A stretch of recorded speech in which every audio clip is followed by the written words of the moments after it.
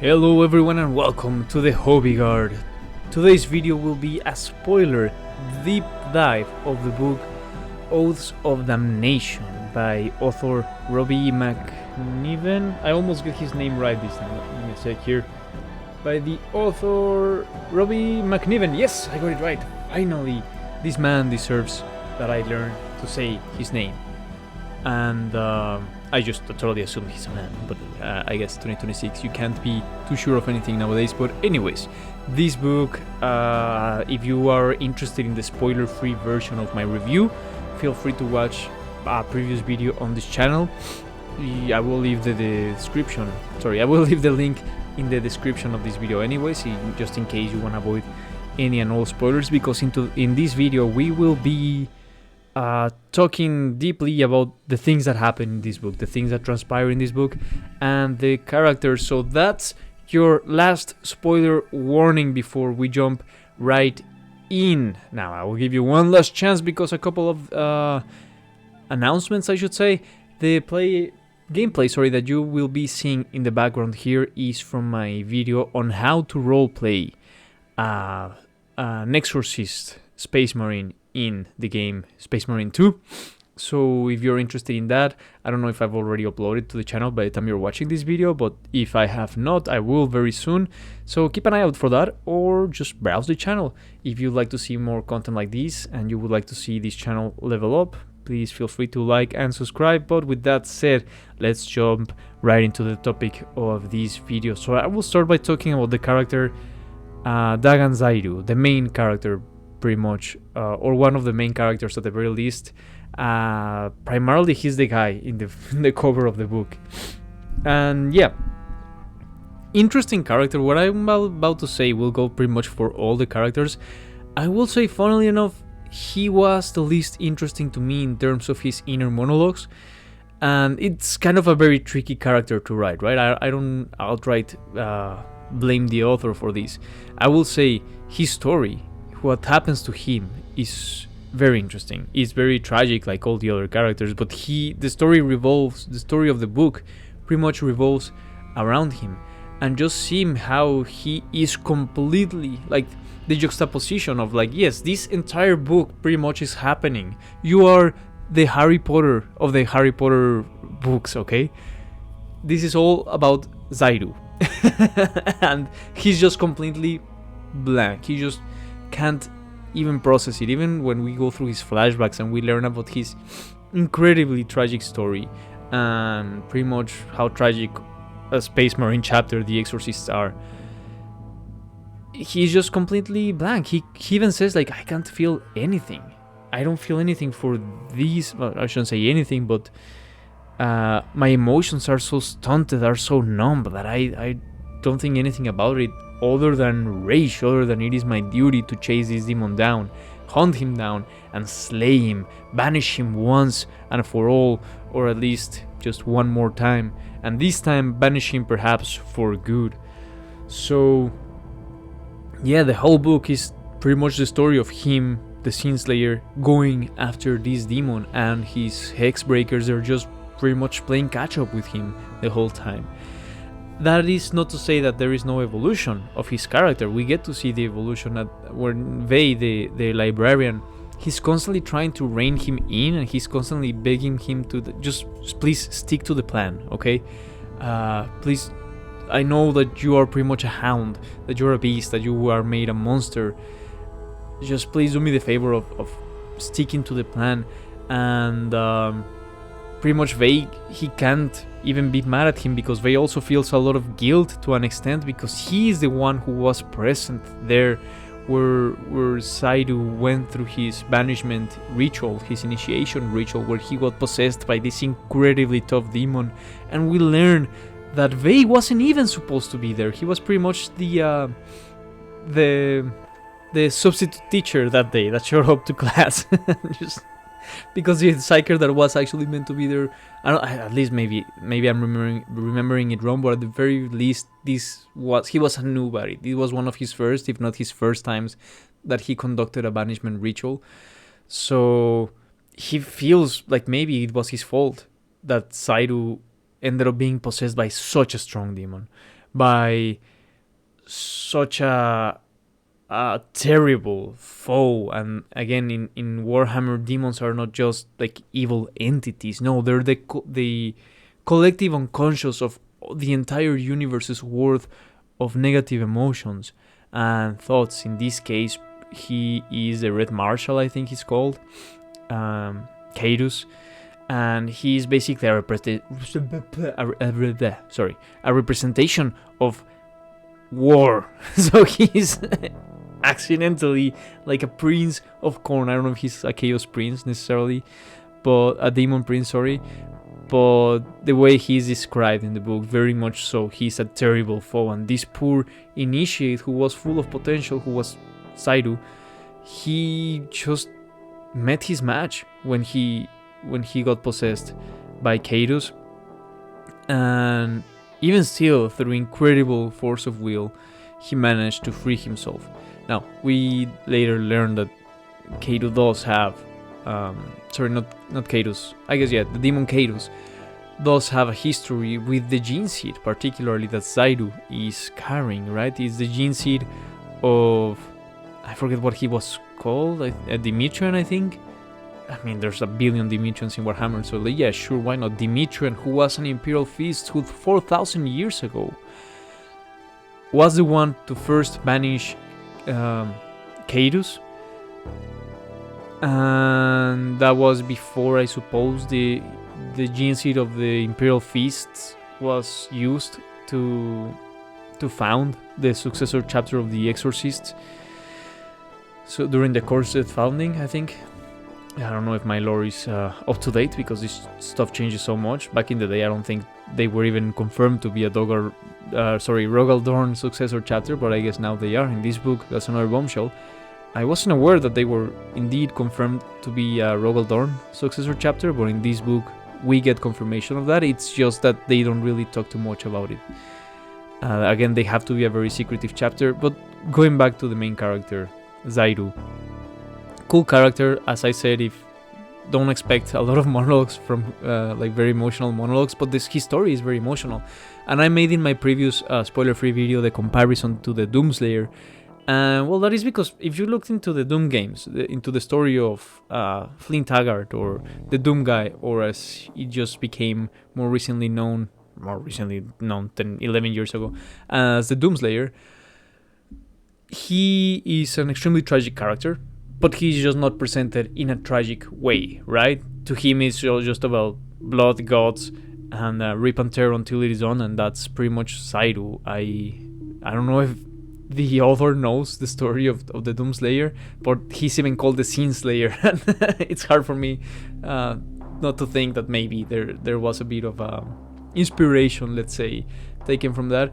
Because yes, Zaidu's story is incredibly tragic, but to him it's not tragic at all. To him it's just Tuesday, and he's incredibly pissed that the demon that he was possessed by, and that he personally banished, and that he had exorcised from himself, the very reason that he became an exorcist, his trial of passage, well, he's back. He didn't get banished far enough, and now in fact he is in possession of what's called a broken one, who was an exorcist initiate who was not able to fulfill successfully the banishment ritual, and the demon is trapped now inside his body and is just destroying him. So Zaidu himself feels a lot of guilt, and that guilt he just translates it as rage, pretty much. He's a very violent character, but I will say as emotionally numb and monothematic as he is, or monotone as he is, there is this beautiful moment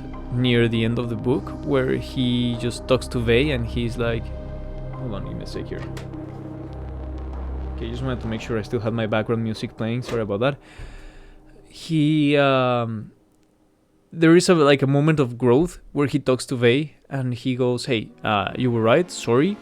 Like, no drama. And that's a thing I really liked about this chapter. As I said in my spoiler-free version, I didn't like the idea of an Exorcist chapter.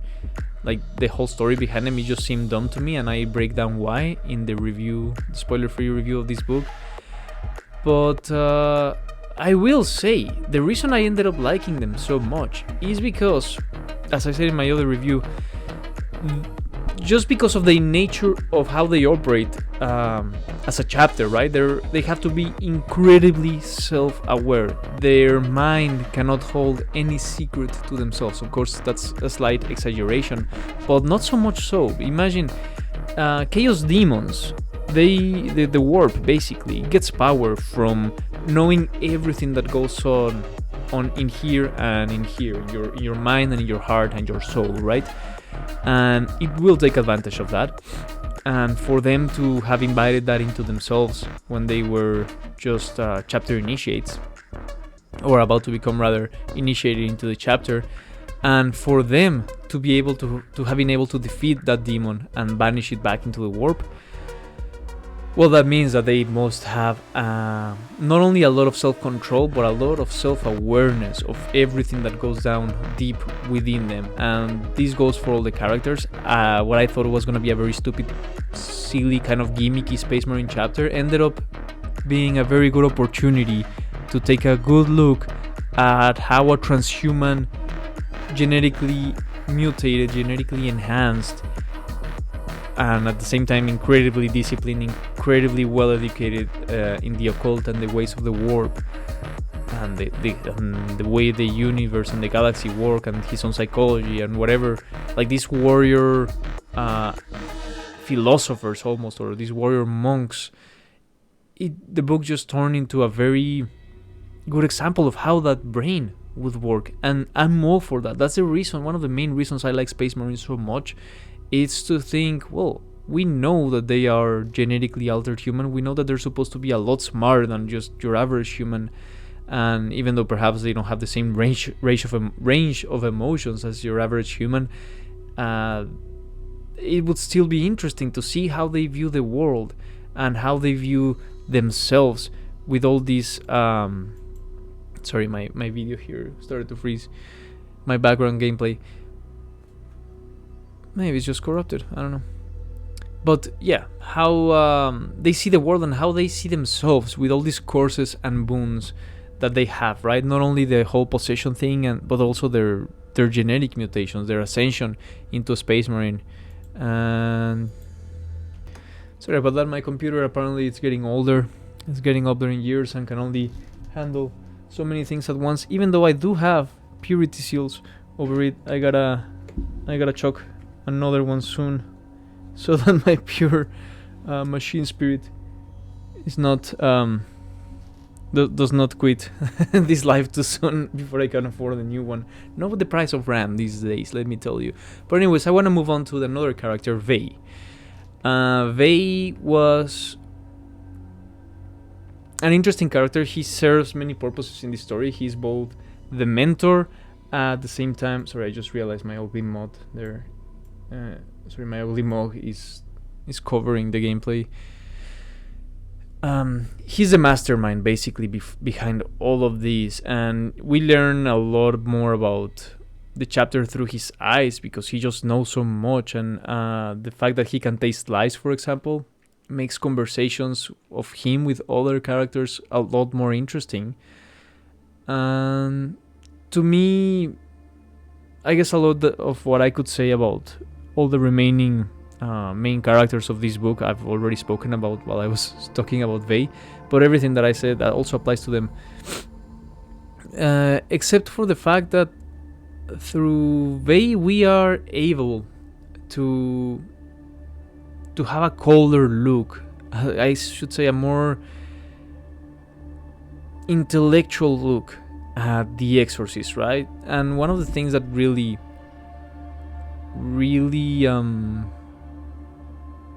caught my eye or my attention, or at least that I found very interesting about this character, is when he's talking about the Orisons or the Orisons, these secret societies within the chapter, these secret circles, these secret brotherhoods within the chapter, and how they have their own rites and their own rituals. Again, this is all very occult, very secret society kind of thing. And how he says to him it's just like pointless show and he's the librarian, I guess I should have mentioned that. Well, I'm assuming you've already read the book. To him, it's all just like a show, right? And it's ironic that the librarian is kind of in many ways supposed to be the one responsible for the spiritual traditions of the chapter, the spiritual culture of the chapter, and yet this very librarian, he's like, yeah, it's all just for show. It doesn't really matter. I don't really feel anything from this. We don't feel brotherhood. To me, it's just a representation of 1 second. Sorry about that. Drank too much water. To me, it's just a representation of how broken we are, that we need to perform these extreme rituals just to feel something, just to feel like we have a sense of brotherhood or whatever. Not that the rituals are extreme, sorry, but these extreme like practices of having secret brotherhoods within secret brotherhoods. To me, it's just, again, a show, because we're that broken. It's kind of sad, and you see that from his point of view, and it's like, damn, it is kind of sad, right, sorry. And it's like yes but no, right? Because at the same time, as I said previously, the thing that binds them together is that they are so broken. And so in the end, yes, even though if it is just a show, they do end up exploring very deep relations, very deep bonds of brotherhood. They just can't feel them, even though they have them. That's part of the tragic nature of it. And of course, the most tragic thing of all tragic things about this character is that in the end he has to become, super spoiler for the book, a broken one, right?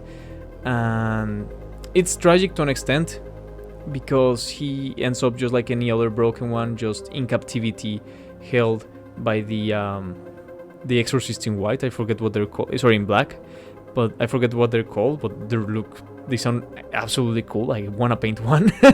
They sound so cool. Those guys at the end of the book that are keeping all the broken ones chained down. But yeah, in the end, Vei ends up becoming the vessel for Kairos, the very demon that they wanted to trap. And he doesn't even regret it. He doesn't feel anything about it. He's just like, yeah, well, we are damned. We made the oath of damnation. Our souls are damned. There is no point to this life anyways. It's all about the duty, and my duty was to contain this demon. I tried everything else failed, and so this is what I'm gonna do now. And even though from his point of view he's just presented as just like the logical thing to do, in reality it's his redemption. And obviously he won't say it as probably as self-aware as he is. You don't hear him say that. You don't hear him say it like that. But the subtext is, I think, at least, maybe I'm tripping, right? Maybe I'm reading way too much into it. But to me, the subtext of the book was, yeah, he can't see how bad he feels for his involvement in the ritual of Zaidu, in the banishment ritual of Zaidu. And this might be, in a way, his self-imposed punishment, his self-imposed closure, I should say, or what's another good word for it? Well, his responsibility, basically, right? He tried everything else failed, but everything else failed for a reason. Maybe this was always bound to be his demon. Now, again, we are talking about incredibly self-aware and knowledgeable space marines, so maybe again I'm just tripping, maybe I'm just coming up with this and I'm reading way too much into it, but I thought that was again, this book is just plagued with occult languages and metaphors and so on, if you wanna look into that sort of thing. And I kinda did, just because it just made it more interesting. And so I was constantly seeing like symbolisms maybe where there were none. But I guess that's a good thing, right? The fact that I was able to enjoy this book in more than one extent, in like at more than a single at more than one level of understanding while I was reading it, I thought that was interesting. So the same can be said for Zaidu, right? Maybe Zaidu, he just thinks he's not resentful at all at how they might have failed or might have not provided the best assistance that Zaidu needed during his ritual, and so the demon might not have been fully banished, and so he is now back, and so Zaidu is now secretly very resentful, and that is why he's not paying attention to him and his orders, and he just does pretty much whatever he wants. So that's an alternative. And he's just too emotionally stunted, too numb, emotionally numb to see it and understand it. That's one way of looking at it. The other way of looking at it is, no, he actually just doesn't care. He actually could not care less. I think both are cool. And I think that's the magic of this book. You can, not necessarily only this book, but in Warhammer in general, if you want to look deeper into things, they sometimes offer a deeper explanation, a deeper level of understanding, a deeper narrative, a story within the story. And not always. And the books that I enjoy the most are the ones that allow me to sort of tell my own story within the story of the book. And to me, this is one of those examples. The last character that I want to talk about, I am aware that there's a lot more characters here. I guess I have time to talk a lot more, right? Yeah, we still have some time. So this won't be the last character, sorry, but I will talk about the sniper. Anu was his name? Anu, something like that. And he was definitely one of my favorite, because it is so cool to think of a loyalist space marine that was possessed by a Slaneshi demon and what that may look like. And honestly, I really liked his character, as I said, because again, it's just, to me, it's just creative how, well, he's chasing perfection. He finds pleasure in perfection, like all Slaneshi possessed space marines, but to him perfection is that, look, going after that perfect shot, right? And again, he's not completely given into they don't completely give into their desires or whatever, because they have to be aware of that stuff, but they express it. He's like, he has conversations in his head with this demon, and he's very important to the plot in many ways, but he's always in the background, and I kind of felt some sadness that he was not able to establish the relationship that he seemed to want to establish, at least probably with himself, until the very end. And perhaps that goes for all the characters in this book. Again, to me, one of the most interesting takes on an Exorcist Space Marine was that of Anu, the sniper, the Eliminator sniper, whatever it's called. Again, this book, I don't remember if I said this on this video or the previous one, but this book is a keyword, it has keywords galore, like for the tabletop keywords. So that's clearly like the portion of the book that is made to sell you models, and I just tune out during those sections of the book. The other cool thing that I enjoyed was the interactions of the Chaos Space Marines. Now, I will say, to me, the Chaos Space Marine as like portion of the book, because we also see some events occur from their point of view, to me was like my least favorite, because they were like light Chaos Space Marines in a way. They were like meh, like vanilla Chaos Space Marines. Not because they didn't do hardcore stuff or anything. No, they're certainly hardcore. They're in the end just Chaos Space Marines. But I think they're less to serve as like a characters on their own, and more to serve as a reflection of as a mirror that is held up to the Exorcists chapter of like, hey, this is what you could become. That being said, they also tell the story of this particular word bearer who has kind of lost faith in the Chaos Gods, and who just like it's not that he doesn't believe in them or anything. It's just more like he doesn't adore them. He doesn't, what's it called? He doesn't cherish them, or he's not a fan of them, let's just say. So yeah, that was a weird thing to watch from a word bearer. Kind of original, I gotta say. And how they come to terms with it, again, very interesting. I think this was a good book for that. Just seeing the inner monologues of characters and their own doubts, even Chaos Space Marines and Loyalist Space Marines as well, like their own insecurities, their own doubts, and their own reasoning that they have to come up with to come to terms with their duty, both the loyalists and the traitors. So yeah, that was just another interesting factor. Honestly, I feel like I could talk a lot more about this book. That's how much I enjoy it, but at some point we have to keep in mind this is just, in the end, a book that's there to get you to buy models, and it did a good job in this case. I don't mind. It's like, yeah, movies and TV shows are only there so that you get to see the advertisements play on screen, but if it's a good show, well, it's a good show, and I got value out of this book, and if you're watching this, I hope that you did too.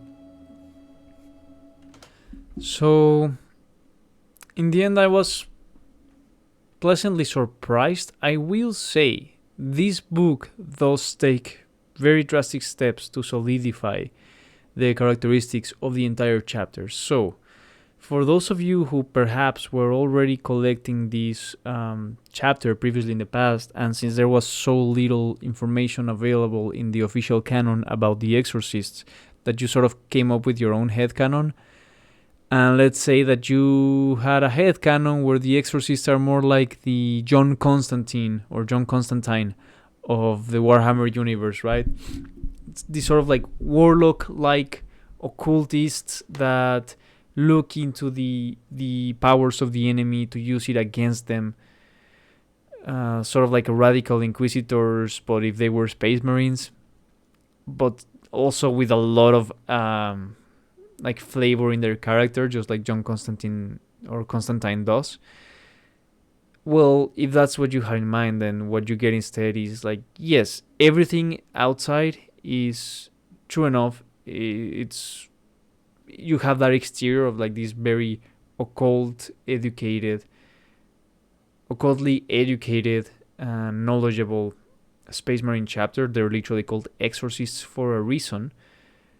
But inwards, they're just a slab of stone, and not in a boring way, but in a tragic way, where like they are looking for a brotherhood and for a connection that they have lost not all, but at least from their own perspective, they have lost all ability to feel. They are constantly looking for that connection with their own brothers and with themselves and with their own soul, and they are incredibly hollowed to the point that even a Chaos Space Marine is horrified when he looks into their soul, like Shang Tsung from Mortal Kombat. He says, "Your soul is mine," and he looks into the souls of one of these Space Marines, and he's horrified that he finds nothing there because he's been carved out. He's been operated. His soul has been operated in and extracted like a cancer to an extent, right? And that is incredibly sad, but also interesting. Tragic, but flavorful.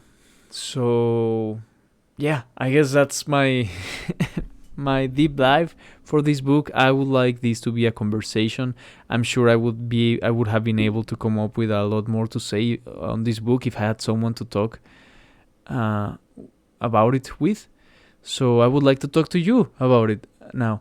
So please let me know down below. Sometimes I need, in order to process a piece of media or literature, I need to talk with someone about it. Hey, how did you feel? Like, is there something that escaped my attention? Because we all perceive it in different ways. So please help me understand this book better. Let me know in the comments down below. What do you think about the book, about the events that transpire, about the characters involved? And if you haven't read the book, well, it's up to you. I wouldn't have gone straight into spoilers if I was you. But anyways, if you haven't read the book, but you know something about the Exorcists and the Exorcist Chapter, let me know more about them from your point of view, right? Again, that's the beauty of a chapter that not a lot is written about. So we can come up with our own stories and with our own explanations for certain things. So please let me know in the comments down below. That being said, if you want to help this channel level up, and my chapter of the hobby guards. So, please like and subscribe this video. Again, leave a comment and check out the channel for more content like this. Again, you are watching some gameplay of me when I try to roleplay as an exorcist. I might have gotten murked. You'll have to watch the gameplay to know. And yeah, thanks for coming. Thanks for watching Ad Astra. And remember, there are no female custodies. And I'll see you on the next one.